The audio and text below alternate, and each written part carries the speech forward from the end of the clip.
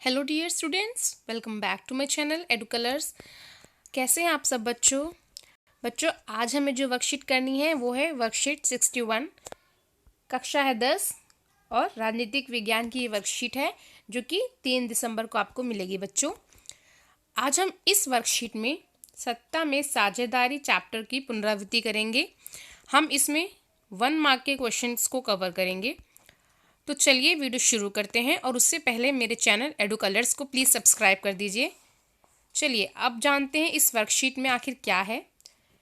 देखिए 1 नंबर के जो क्वेश्चन होते हैं, 1 लाइनर क्वेश्चन जो होते हैं वो बहुत ज़रूरी हैं आपके लिए, क्योंकि आपकी बोर्ड के एग्ज़ाम में 1 से लेकर 20 नंबर तक के जो क्वेश्चन हैं वो 1 मार्क के ही क्वेश्चन होंगे। चलिए अब ये वीडियो शुरू करते हैं और पहले प्रश्न को देखते हैं। रेखांकित वाक्यांश को सही करने के बाद वाक्य फिर से लिखिए। यानी कि यहाँ पर एक सेंटेंस लिखा हुआ है, इसमें जो डार्क कलर से लिखा हुआ है तमिल, इसको हमें देखना है, इसको चेंज करना है। तो क्या है पहले उसको देख लेते हैं। 1956 में श्रीलंका में तमिल को एकमात्र आधिकारिक भाषा के रूप में मान्यता देने के लिए एक अधिनियम पारित किया गया था। ठीक है, एक अधिनियम मतलब कोई कानून जो होता है उसकी बात हो रही है।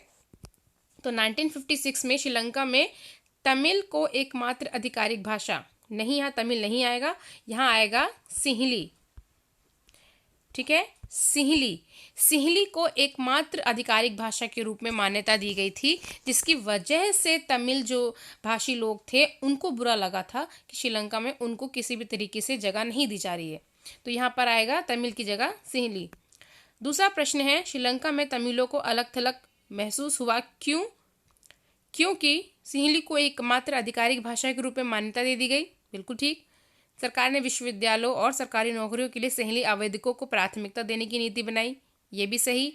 एक नए संविधान में यह निर्धारित किया गया कि राज्य बौद्ध धर्म की रक्षा और उसे बढ़ावा देगा। ये भी सही है। उपरोक्त सभी, तो इसका मतलब क्या हुआ कि इसका जो आंसर होगा वो होगा उपरोक्त सभी, यानी कि डी।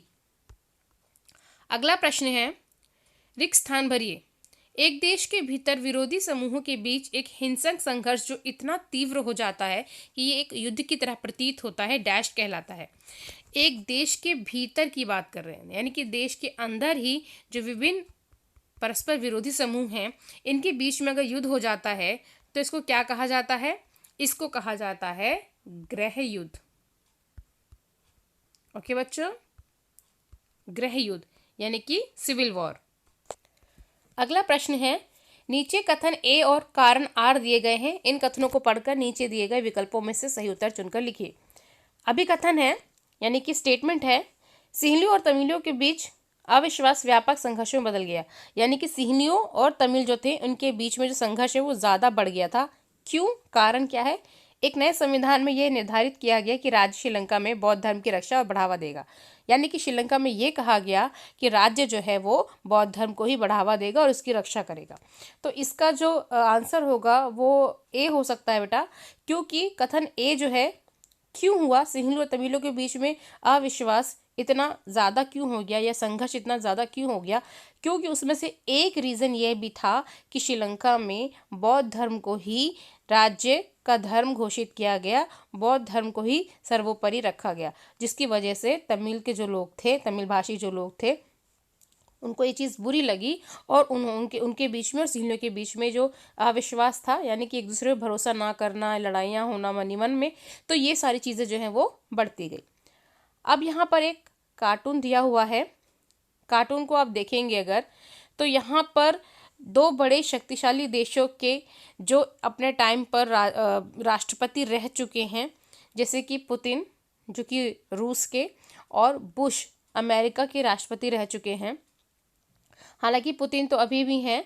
तो यहाँ पर ये दिखा रखा है कि जो डेमोक्रेसी है वो, यानी कि जो लोकतंत्र है, ये कुछ ही लोगों के हाथ में अगर रहेगी, जैसे कि व्लादिमीर पुतिन बोल रहे हैं कि सत्ता की बागडोर केवल हमारे हाथ में ही रहे, यानी कि वो ये चाहते हैं कि जो लोकतंत्र ये चला रहे हैं ये इन्हीं के द्वारा चलाया जाए, कोई और इसको नहीं चलाए। अगर कोई और नहीं चलाएगा तो सत्ता में साझेदारी होगी ही नहीं, है ना। जब सत्ता में साझेदारी ही नहीं होगी तो परस्पर संघर्ष भी होंगे, विरोध भी होंगे, अविश्वास भी जगेगा एक दूसरे के प्रति। तो इस तरीके से सत्ता में, यानी कि डेमोक्रेसी की जो सत्ता होती है उसमें सत्ता की साझेदारी होना ज़रूरी है। ठीक है, अच्छा, आगे बढ़ते हैं। 1970 और 1933 के बीच बेल्जियम के संविधान में कितने संशोधन किए गए थे? तो बेटा 4 संशोधन किए गए थे। अगला प्रश्न है, सिंहली समुदाय के प्रभुत्व को बनाए रखने के लिए श्रीलंका में किस प्रकार की सरकार को अपनाया गया? यानी कि सिंहली समुदाय सर्वोपरि है, सिंहली समुदाय जो है उसको मान्यता दी जाएगी, उसने जो बात बोली, उसकी भाषा, उसको हर चीज़ सिंहलियों की सुनी जाएगी। तो ये चीज़ क्या हुई? ये हुई बहुसंख्यकवाद सरकार। यानी कि मेजॉरिटी किसकी है? मेजॉरिटी है सिंहलियों की श्रीलंका में। ठीक है, श्रीलंका की बात हो रही है, तो वहाँ पर सिंहली जो है वो बहुसंख्यकवाद है, यानी कि वो मेजॉरिटी में है, जिसकी वजह से वो अपने हिसाब से सरकार को ढाल ले रहे हैं, अपनी भाषा, अपना कल्चर, अपने हर चीज़ को, अपने धर्म को सर्वोपरि यानी कि सबसे ऊंचा रख रहे हैं। तो वहाँ पर किस तरह की सरकार हुई? बहुसंख्यकवाद सरकार। अब बेल्जियम में कौन सी 2 मुख्य भाषाएं बोली जाती हैं? तो बेल्जियम में डच और फ्रेंच। ठीक है, डच और फ्रेंच, ये जो 2 भाषाएं हैं ये मुख्यतः बोली जाती हैं। 1% लोग जर्मन भी बोलते हैं, लेकिन यहाँ पर मुख्यतः डच और फ्रेंच ही आएगा।